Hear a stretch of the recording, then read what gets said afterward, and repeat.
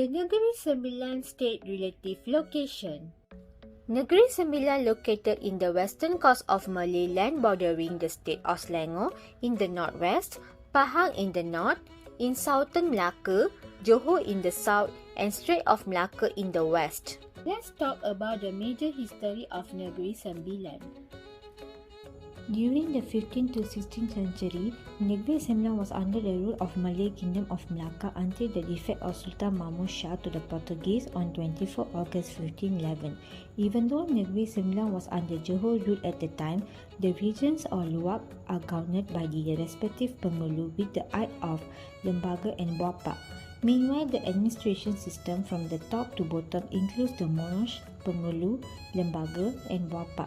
During the 18th century, the Johor monarch Sultan Abdul Jalil III was unable to govern his region suitably due to the aggravation caused by the Portuguese and Malacca, as well as attack from the Aceh and Bugis people. A convoy of the Bugis prince led by Dang Kemboja forced the people of Negeri Sembilan to pronounce him as a king, then decided to ask the help of prince to counter Dang Kemboja. As the Johor monarch was unable to help, the keeper of customs and undang yang keempat, the four deputies, asked the constant of Johor monarch to invite a monarch from Pagar Luyung. The monarch agreed and thus a convoy that was led Panglima Badan and Panglima Badut was dispatched. For a long time, the people of Minangkabau had strong inclination to leave their original village in the search of new settlement besides seeking work. In the Minangkabau culture, this practice of leaving one's home is known as merantau. This practice has caused a strong influence in terms of history, ties and cultural linkage, especially between the Kingdom of Pagar Ruyung of Sumatra and Negeri Sembilan, and in general the Minangkabaus. The existence of Negeri Sembilan began with the coming of the Minangkabaus perantau to the place. They explored the area and built settlements with these localities. Their roles as pioneer settlers and setting new localities as seen as one of the important aspects in the history of Negeri Sembilan. The Minangkabaus perantau did not only struggle to achieve a better living but had also successfully established a kingdom and instilled the Adat Pepatih as a cultural basis of Negeri Sembilan. What is the current population, race and ethnic groups in Negeri Sembilan? Negeri Sembilan is inhabited by a multiracial society that exceeds 1 million persons, with the Malay community making up the majority with 61.5%. The Chinese community makes up 22.9%, the Indian community with 15.1%, while other ethnics makes up 0.5%. Let's see the map and flag of Negeri Sembilan. This is map of Negeri Sembilan. The state comprises 7 districts. First is Seremban, second is Podisen, third is Rembau, fourth is Jelebu, fifth is Kuala Pilar, sixth is Jempol, 7 is Tampin. It originally consisted of 9 districts. First is Jelai, second is Jelebu, third is Johor, fourth is Klang, now a district in Selangor, fifth is Naning, now a district in Melaka, sixth is Rembau, 7 is Seramat, now in Johor or Pasir Besar, now in Tampin, 8 is Sungai Ujong, 9 is Alupana, now divided between Jelebu and Pahang state. This is flag of Negeri Sembilan. The yellow color on the flag means DYMM King, that is Duli Yang Maha Mulia Raja. The red color triangular part means the people, while the black color triangular part means Datuk-Datuk Undang for the luwak-luwak, which are the parts of these states. This is coat of arms of Negeri Sembilan. 9 stalks of padi in the shields means 9 states in the old Negeri Sembilan colonization. The red color in the shield indicates past relations with the British. The color black means Datuk-Datuk Undang dan Tunku Besar Tampin. Yellow means Yang di-Pertuan Besar, while bintang pecah 9 shows 9 states in same combination.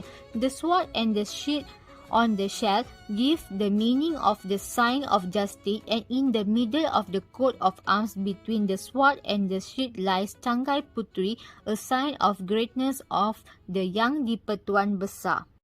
Adat Perpatih Negeri Sembilan. Negeri Sembilan is the only state in Malaysia that practice Adat Perpatih. The name Adat Perpatih is derived from Datuk Parapatih Nan Sebatang, a nickname used by Sultan Balun. Adat Perpatih was introduced in Negeri Sembilan subsequent to the migration of the Minangkabau in the 40th century. Adat perpatih is a matrilineal system of inheritance and administration that is unique to the state. The Minangkabaus are divided into 12 clans. What is the clans? Let's hear it. Mama's wanted, yo. Payakumbu, where you at? Tigo Nenek, where you at? Tanah Data, where you at? Batu Hampa, where you at? Where you at? Bidu Wanda, where you at? Somolengga, where you at? Soloma, where you at? Anak Mungkal, anak Aceh, where you at?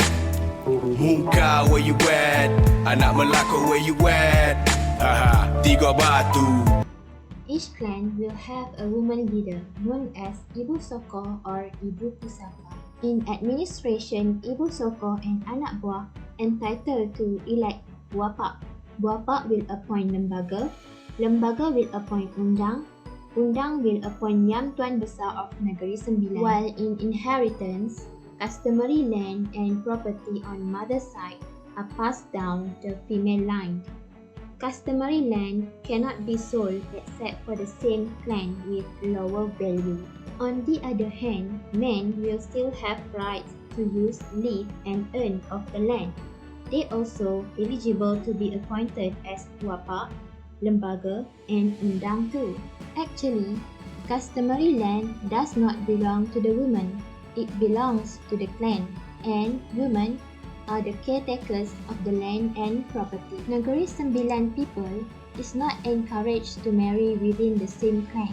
If married, the woman will lose her right to inherit and man will lose his right to hold any position. They are not encouraged to marry with other than Negeri Sembilan people too, except if they hold a ceremony called Berkodim. What is the Berkodim ceremony? Berkodim or Masuk Suku is a ceremony where someone will be accepted in some clan as for two reasons. Someone married to the other than Negeri Sembilan people or someone married within the same clan. As you can see, big roof buffalo horn architecture is the most distinguishing feature of the Minangkabau or people of the victorious buffalo of Negeri Sembilan. Why it is called people of victorious buffalo? Before, a bull representing Sumatran fight against a tiger which representing the Javanese. The bull miraculously defeated tiger which accredited the title of Minangkabau which is victorious bulls. Datuk Kelana Sungai Ujung House or Negeri Sembilan House is one of the true identity of Negeri Sembilan traditional house. As Minangkabau people who came to Negeri Sembilan originated from Riau, Negeri Sembilan house only having long and slightly peaked horn roof architecture compared to the house in Payakumbuh. Another important features of the house are the door, room, porch, ruang ibu, and the kitchen which is located at the back outside of the house. The door built in Negeri Sembilan house quite small and low, so the guests have to bow their head signify the respect to the house owner. This traditional house only having one room for the owner couple or the daughter. This is because usually the male or son will sleep at the mosque or migrate to the other place. Porch in Negeri Sembilan house is divided into two parts during any occasion or meeting. And porch is for community leaders, while base porch is for youngsters. Ruang Ibu in Negeri Sembilan house is reserved for women, while the attic will serve as house store for food, valuable items, or act as a hideout from enemy. Not to forget the art of chawi carving on the wall of Negeri Sembilan house. One of the most happening event in Negeri Sembilan is Hari Mantai. So what is Hari Mantai? Let me explain. So as I told earlier, Mantai is a traditional celebration in Negeri Sembilan. So what is the meaning for Mantai? What actually is Mantai? Okay, Mantai is a meaning for preparation of budget meal, preferably known as slaughtering of cattle, buffalo or even cow carry out in one place such as Kampung Soting Ulu, Jumpul and more. This event is commonly celebrated either on Eve of Ramadan, Hari Raya Aidilfitri or Raya Haji. Once sold, the meat will be divided or distributed among the villagers. Moreover, the villagers will bring their son to continue this event in future. Being located close to the Klang Valley, it means that many of the top Negeri Sembilan attractions can be easily reached on a day trip from Kuala Lumpur. What are the top Negeri Sembilan attractions? Here is my suggested list of top Negeri Sembilan attractions. Port Dickson is one of the most family-friendly beach in due to its shallow waters. The numerous sandbanks keep tides and wave to a minimum. Your kids and family will have a blast here with a lot of beach activities. Tanjung Tuan or Cape Ricardo, as named by the Portuguese. This hilly cape is a gazetted wildlife sanctuary that features a historical lighthouse on its summit, picturesque base and fantastic viewpoint of Port Dickson's coastline at Bukit Batu Putih, and also a popular bird watching spot. Tokong Setian Kong is the Chinese temple located a few kilometers past Kampong Senaling, south of Kuala Pilah. It's thought as the second largest in Malaysia and drew visitors from as far away as Singapore and Thailand. The temple is open for visitors who want to take a look at some of the stunning carvings and for those wishing to pray. Sri Menanti Royal Museum is among the must-visit destinations in Kuala Pilah. It serves as a palace for the royal family of Negeri Sembilan. It is black in color, intricate with beautiful flowers motif. This 5-story wooden palace is built with wooden pegs, using no nails or screws. It has 99 solid timber pillars, standing 65 feet tall and furnished with matching furniture and bed chambers. Other royal belongings like costumes and documents of the royal of lineage is also available. Nilai Tree Wholesale Centre is undoubtedly a one-stop destination of wholesale, tourist and shopping paradise that offers a wide variety of goods and items at very attractive and competitive prices. The majority of shops comprise textile dealers selling merchandise at wholesale prices. Among the goods include furniture, carpets, garden equipment, and others. Relax by the river or go for short walks from the campsite at Taman Negeri Kenaboy. The 9,420 hectares of forest reserve previously known as Taman Alam Liar is home to an array of vast diversity of flora and fauna. Skyscraping bamboo forest, Rajah Brook butterflies, and oriental hornbills. It is a feast for the eyes for nature's lovers. Looking for a great hiking trail? Yes, let's go to Gunung Datuk Rembau.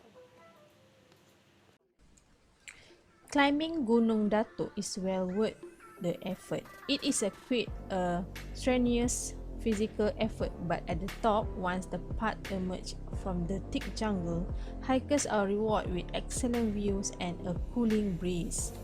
This mountain goes by many names and spellings. On road sign, it is sometimes spelled Gunung Datuk or Datuk.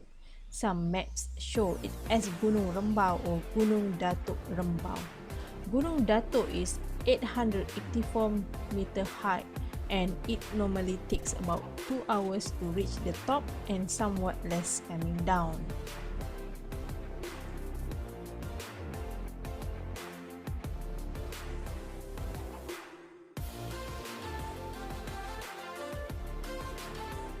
Hi everyone, I'm Valina. So for the traditional food in Negeri Sembilan, a staple dish among the Malay community in Negeri Sembilan is inspired by the Minangkabau island. Smoked meat is one of the traditional food meals in Negeri Sembilan. These meats are frequently cooked in masak lemak cili padi. So for today, I will demonstrate how to cook masak lemak cili padi. So for the ingredient,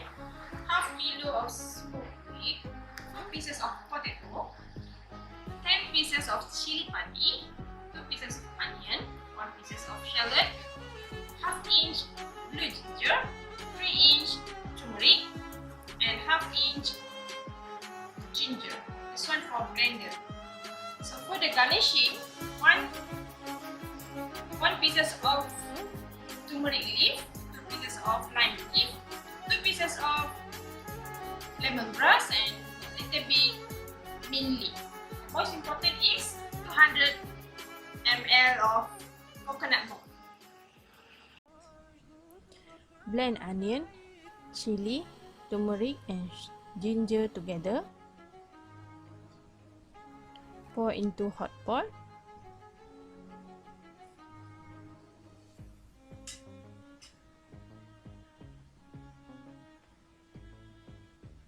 Add smoked meat.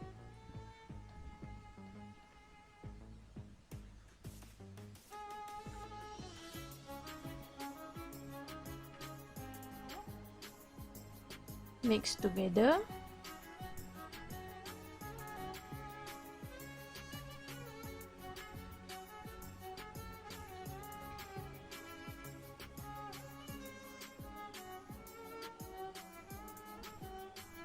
Add potato.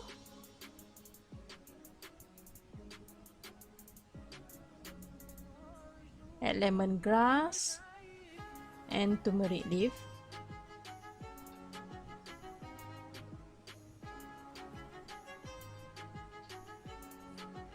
Add lemon leaf.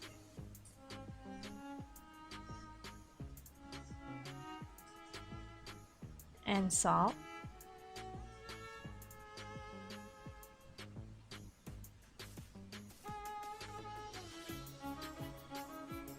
Add mint leaf.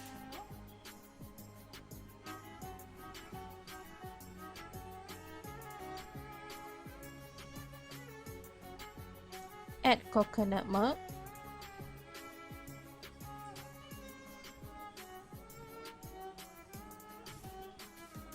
Mix well and done. Tengkolok tanduak or tengkolok tanduk is a head cover made from fabric balapak. This equipment shaped like a horns decorated with gold. The symbolic meaning of this equipment is a master home ownership, which is the person who wearing it is bundo kanduang, which means owner of a big house. Baju kurung is a dress studded with gold color, has a wide and deep meaning. The primary meaning is to give an overview of the social nature of the wearer.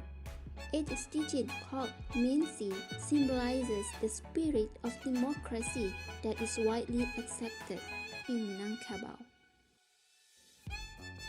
The sarung is common wear for women in formal settings with baju kurung or kebaya blouse. Sarung of Minangkabau is made from balapak fabric embroidered with gold halves, symbolic policy, which means a bundo kanduang must can laid a certain in the place.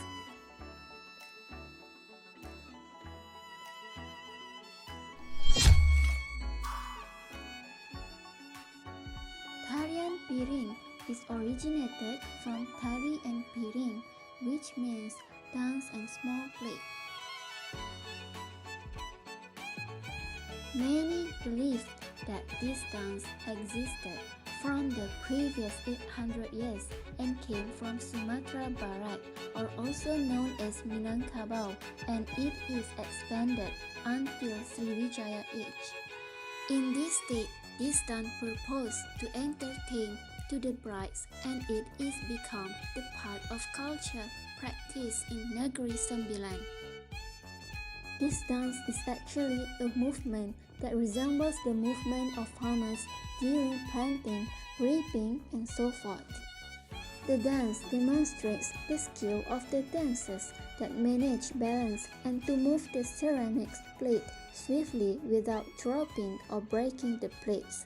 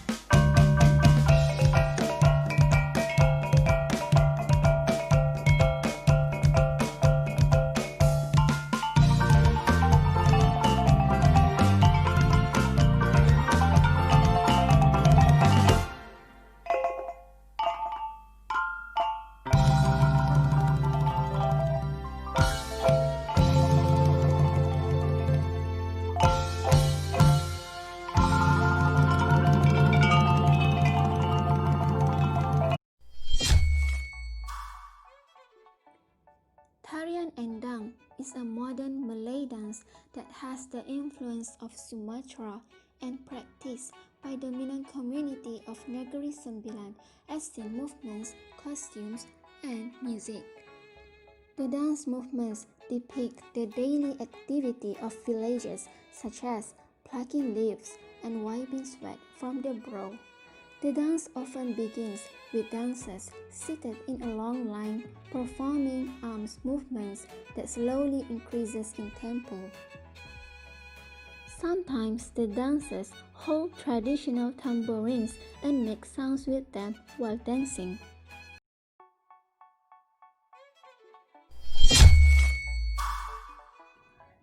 Tarik Upih Pinang is a traditional game from Negeri Sembilan. The flower sheath of the betel nut or nibong palm is used in this game of speed.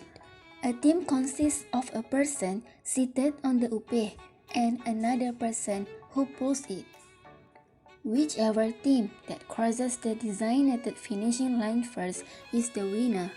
There are a few rules to play this game. First, a participant will be towing while another as a penunggang which sitting on upih. Second, the participants who arrive at the finishing line is the winner. Third, the participants need to repeat the game if the rider falls from upih before reaching the finishing line. Fourth, the riders are not allowed to help the pickup during the competition. Fifth, the participants entering the area and disturbing the opponent will be excluded from the competition. Sixth, the participants are not allowed to change a couple before getting to the line. Seventh, the participants first have to wait before the whistle is blown to start the game. The last one, riders are prohibited to stand when the game is running.